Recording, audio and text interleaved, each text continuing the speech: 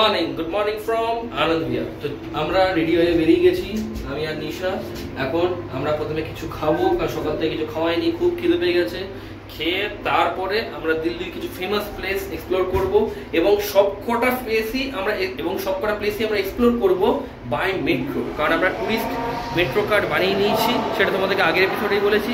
তো বাই মেট্রোয় কোন টুরিস্ট প্লেসের সামনে কোন মেট্রো এবং কোন মেট্রো দিয়ে গেলে কোন টুরিস্ট প্লেস তোমরা পাবে, সমস্ত ইনফরমেশন তোমাদেরকে আজকে দেবো এই ভিডিওটায়। তাই স্কিপ না করে একদম দেখতে থাকো পুরো ভিডিওটা, ফার্স্ট থেকে লাস্ট অবধি। চলো সাথে থাকো এবং দেখতে থাকো পুরো ভিডিওটা। আমরা যাব হচ্ছে লাল কিলা মানে রেড ফোর্ট। তো তার জন্য আমরা আনন্দ বিহার থেকে প্ল্যাটফর্ম নম্বর 2-এ দ্বারকা সেক্টর 21-এ ব্লু লাইনে মেট্রো ধরবো এবং মান্ডি হাউস নামবো। মান্ডি হাউস নামলাম, মান্ডি হাউস নেমে মান্ডি হাউস থেকে কাশ্মীরি গেটের দিকে ভায়োলেট লাইনে মেট্রো নিলাম এবং কাশ্মীরি গেটের আগের স্টপেজ হলো লাল কিলা। তো ভায়া মেট্রো আমরা চলে এলাম। তোমরা যারা লাল কিলা আসবে, যদি আনন্দ বিহার থেকে আসো, তাহলে প্রথমে blue line towards Dwarka sector 21, তারপরে মান্ডি হাউস থেকে ভায়োলেট লাইন। তো চলো আমরা ঢুকি লাল কিলায়, তারপর তোমার সাথে কথা হচ্ছে। আমরা এই এখন ঢুকলাম রেড ফোর্টের ভিতরে। তো রেড ফোর্টে ঢোকার আগে তোমাকে যদি শুধু রেড ফোর্ট দেখবে তার জন্য টিকিট হচ্ছে 50 টাকা, আর যদি শুধু রেড ফোর্ট অ্যান্ড মিউজিয়াম দেখবে তার জন্য টিকিট হচ্ছে 80 টাকা, যদি এটা টিকিট কাউন্টারে কাটো। আর যদি আর্কিওলজিক্যাল সার্ভে অফ ইন্ডিয়ার ওয়েবসাইটে গিয়ে তুমি যদি নিজের আইডি দিয়ে টিকিট কাটো, তাহলে শুধু রেড ফোর্টের জন্য টিকিট পড়বে 35 টাকা, আর রেড ফোর্ট অ্যান্ড মিউজিয়ামের জন্য টিকিট পড়বে 56 টাকা। তো আমি আর নিশাও তাই আর্কিওলজিক্যাল সার্ভে অফ ইন্ডিয়ার ওয়েবসাইটে গিয়ে রেড ফোর্টের জন্য টিকিট কেটেছি। মিউজিয়ামটা আমরা দেখবো না। তো রেড ফোর্টের টিকিট আমাদের পড়েছে 35 দুজনে 70। তো চলো আমরা এখন যাচ্ছি রেড ফোর্টের গেটের দিকে, যেদিক দিয়ে এন্ট্রি হবে এদিকের গেটটা। আর এই হলো দিল্লি রেড ফোর্ট।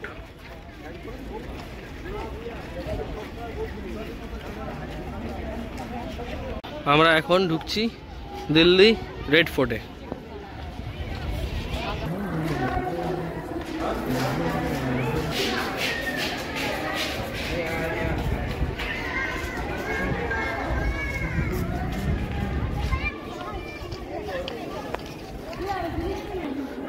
এটা হলো মিনা বাজার, রেড ফোর্টের ভিতরে বসে এই দোকানগুলো। এখানে ভ্যারাইটিস অফ দোকান পেয়ে যাবে তোমরা। বেসিক্যালি মেয়েদেরই জিনিস আছে এখানে, মিনা বাজার।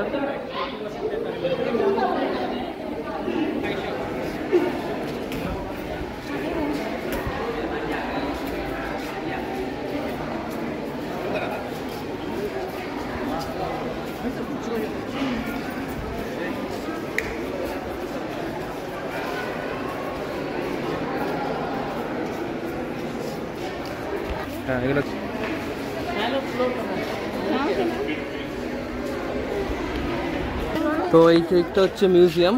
আমরা মিউজিয়ামে ঢুকবো না, আমরা শুধু রেড ফোর্টটা ভিজিট করে বেরিয়ে যাব।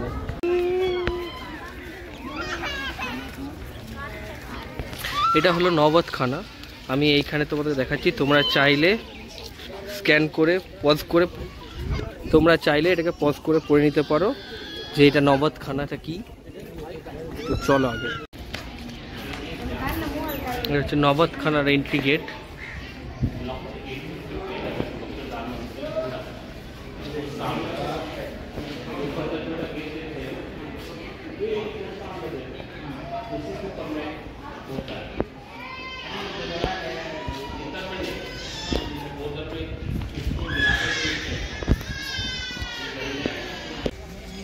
তো এই হলো রেড ফোর্ট। এই রেড ফোর্টের এইখানেই সমস্ত প্রজারা থাকতো এবং এই সামনে যেটা তোমরা দেখতে পাচ্ছ এটা হচ্ছে দিওয়ানে আম। এইখানে সব পাবলিকরা এসে তারা তাদের নালিশ জানাতো। তো চলো দেখি। আমরা এখন এসেছি দিওয়ানে খাস এটাতে। এই হলো দিওয়ানে খাস।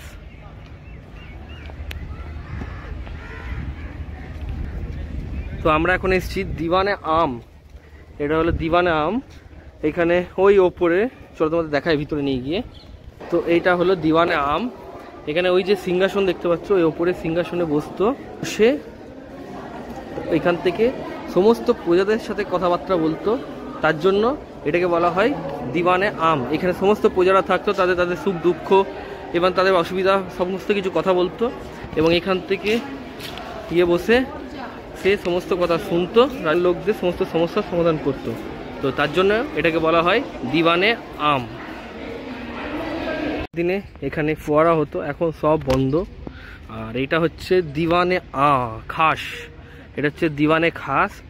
এখানে যারা খাস লোক, তাদের নিজেদের খুব পছন্দের লোক, তাদের সাথে এখানে ওরা মুলাকাত, মানে তাদের সাথে এখানে তারা ইয়ে করতো, আলোচনা, তাদের সমস্ত রকম তাদের সাথে বসে তাদের সাথে যা কথাবার্তা, মিটিং যা বলা করার, সেটা তারা এখানে করত।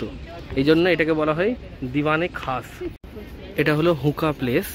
যে রাজা থাকতো সে হুকা খেতে খুব পছন্দ করতো, যেটা সীসা। তো সে এখানে এসে জাস্ট স্মোকিং করতো, মানে বলতে পারে এটা হচ্ছে স্মোকিং প্লেস।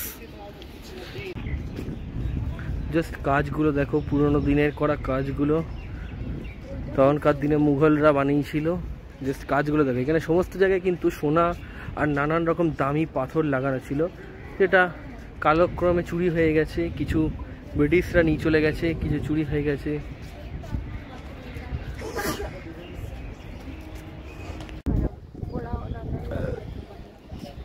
তো আরও আছে রেড ফোর্ট। ঘুরতে গেলে তোমাকে মিনিমাম হাতে 2 ঘন্টা সময় নিয়ে আসতে হবে। তো আমরা আর বেশি ঘুরবো না, মেন যেগুলো দেখার দেখে নিয়ে এবার আমরা এখন বেরোবো, কারণ এখনও আমাদের অনেকটা জায়গায় যেতে হবে। অলরেডি 12টা বেজে গেছে। তো চলো বেরোই, বেরিয়ে যেখানে যাব সেখানে তোমাদেরকে নিয়ে যাব। সাথে থাকো এবং দেখতে থাকো পুরো ভিডিওটা। আমরা এখন এসেছি ইন্দিরা গান্ধী মিউজিয়াম। তো ইন্দিরা গান্ধী মিউজিয়াম কী করে পৌঁছালাম আমরা লালকিলা থেকে? প্রথমে হচ্ছে লালকিলা থেকে তোমাদেরকে ধরতে হবে লালকিলা মেট্রো ভায়োলেট লাইন, তারপর ধরে তোমাদের নামতে হবে সেন্ট্রাল সেক্রেটারিয়েট বা কেন্দ্রীয় সচিবালয় ভায়োলেট লাইনে। সেই কেন্দ্রীয় সচিবালয়ে নামার পরে ইয়েলো লাইনে মেট্রো ধরে তোমাদেরকে চলে আসতে হবে লোককল্যাণ মার্গ। লোককল্যাণ মার্গে নেমে যে কোনো অটো করতে পারো, মাত্র 960 মিটার অটোও করতে পারো বা পায়ে হেঁটেও আসতে পারো। অটো করলে নেবে 50 টাকা, পায়ে হেঁটে একটু চলে আসতে পারো তোমরা ইন্দিরা গান্ধী মিউজিয়াম। ইন্দিরা গান্ধী মিউজিয়াম, এবার এখানে ঢোকার কিছু এন্ট্রি ফি আছে। আগে প্রথমে এন্ট্রি ফি টিকিটটা কাটতে হবে, তারপর ঢুকতে হবে ইন্দিরা গান্ধী মিউজিয়ামে। এখানে কোনো রকম কিন্তু কোনো এন্ট্রি ফি নেই, এখানে টোটাল ফ্রি অফ কস্ট। তো চলো ঢুকি। যদি ভেতরে ক্যামেরা ভিডিওগ্রাফি অ্যালাউ থাকে তাহলে তোমাদেরকেও দেখাবো। তো চলো সাথে থাকো এবং দেখতে থাকো পুরো ভিডিওটা, আশা করি ভালো লাগবে। এই হলো ইন্দিরা গান্ধী মিউজিয়াম। যেদিন ইন্দিরা গান্ধী মারা গেছিল সেই দিনের সমস্ত paper cutting.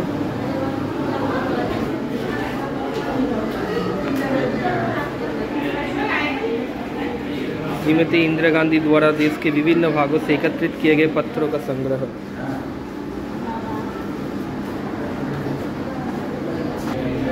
The folder that Indira Gandhi kept in her study.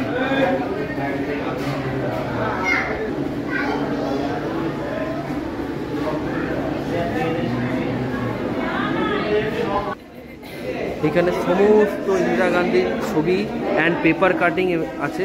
সমস্ত গান্ধীকে যে ভারতরত্ন দেওয়া হয়েছিল সেই ভারতরত্ন হলো এটা। এইগুলো ইন্দিরা গান্ধী যখন প্রধানমন্ত্রী ছিল তখন এই জিনিসগুলো ইন্দিরা গান্ধী ব্যবহার করত। ইন্দিরা গান্ধী যখন study room, Indira Gandhi prime minister থাকাকালীন এই রুমেই বসে ইন্দিরা গান্ধী স্টাডি করত। এখান থেকে শুরু হচ্ছে রাজীব গান্ধীর ইয়ে। রাজীব গান্ধী এখানে সোনিয়া, রাহুল আর প্রিয়াঙ্কাকে নিয়ে থাকতো।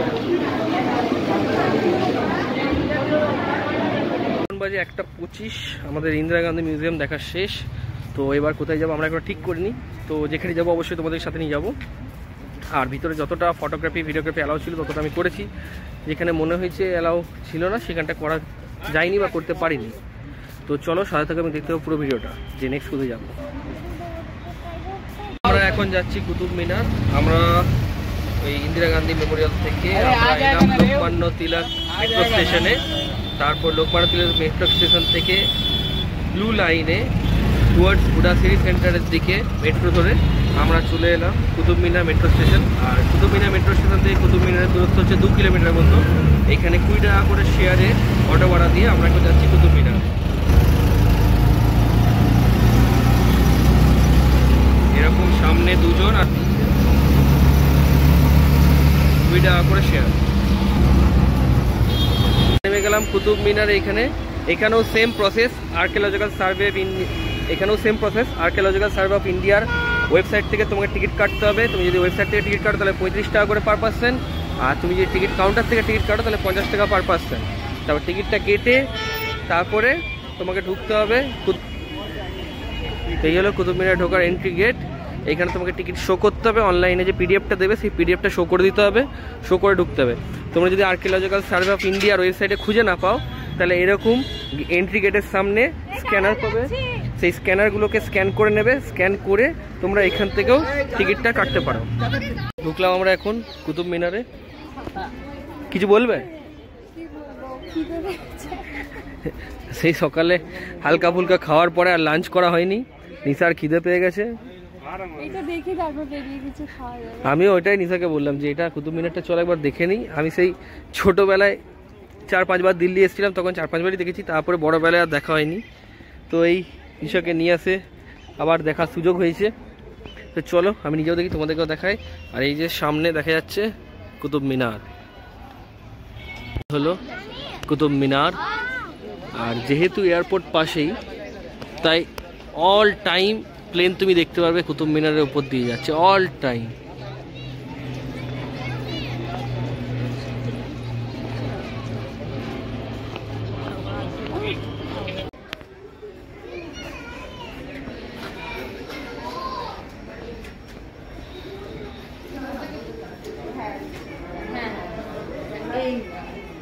কাজগুলো দেখো কি সুন্দর কাজ করা, কাজগুলো দেখো।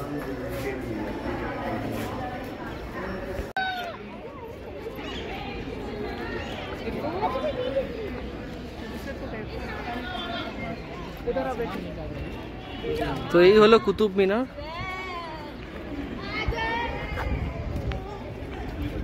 তো চলো বেরিয়ে তারপর যেখানে যাবো সেখানে অবশ্যই তোমাদেরকে নিয়ে যাবো।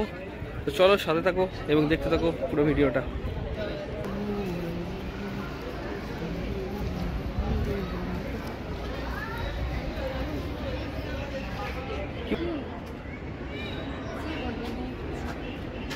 কি দেখছো? আমরা কুতুব মিনার থেকে বেরিয়ে এবার যাব হচ্ছে লোটাস টেম্পল। তো লোটাস টেম্পল যেতে গেলে আমাদের প্রথমে কুতুব মিনার মেট্রো স্টেশন থেকে ইয়েলো লাইনে মেট্রো ধরে যেতে হবে সেন্ট্রাল সেক্রেটারিয়েট মেট্রো। তারপর সেন্ট্রাল সেক্রেটারিয়েট মেট্রো স্টেশন থেকে মেট্রো লাইন চেঞ্জ করে ভায়োলেট লাইন মেট্রো ধরে আমাদের যেতে হবে নেহেরু প্লেস। নেহেরু প্লেস থেকে 1.5 কিলোমিটার 1 কিলোমিটারের মধ্যে লোটাস টেম্পল। তো এখান থেকে হেঁটেও যেতে পারো, অটোও করে নিতে পারো। তো চলো এখন এসে পৌঁছালাম কালকাজি মন্দির মেট্রো স্টেশনে। এখান থেকে লোটাস টেম্পল জাস্ট 1.5 কিলোমিটার। তো চলো দেখি এখান থেকে হেঁটে যাব না, সরি এখান থেকে লোটাস টেম্পল মাত্র 550 আর 60 মিটার, 4 মিনিটের রাস্তা। তো হেঁটেই যাবো ভাবছি। তো চলো যাই, তারপর তোমাদের সঙ্গে কথা হচ্ছে। হ্যাঁ তো যাই হোক, পিছনে কাকিমা রিল বানাচ্ছে, দেখতে পাচ্ছি কিনা জানি না, দেখো পিছনে কাকিমা রিল বানাচ্ছে। তো আমি আর নিশা চলে এসেছি এখন লোটাস টেম্পল। চলো তোমাদের দেখায়। এই হলো লোটাস টেম্পল, কিন্তু যেহেতু পিছনে সূর্যটা আছে তাই ভালো করে দেখা যাচ্ছে না, রোদ। তো চলো বেরোই, বেরিয়ে তারপর কথা হচ্ছে তোমার সাথে।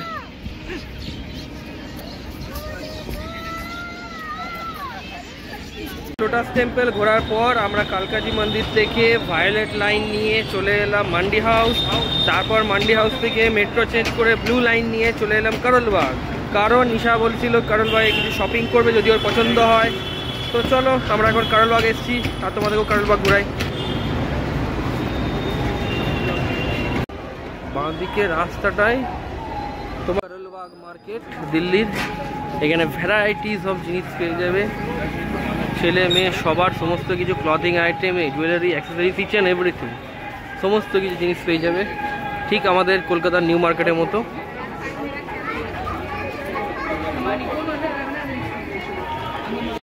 তো ভিডিওটা যদি ভালো লেগে থাকে তাহলে অবশ্যই লাইক, কমেন্ট, সাবস্ক্রাইব করো এবং শেয়ার করতে ভুলো না।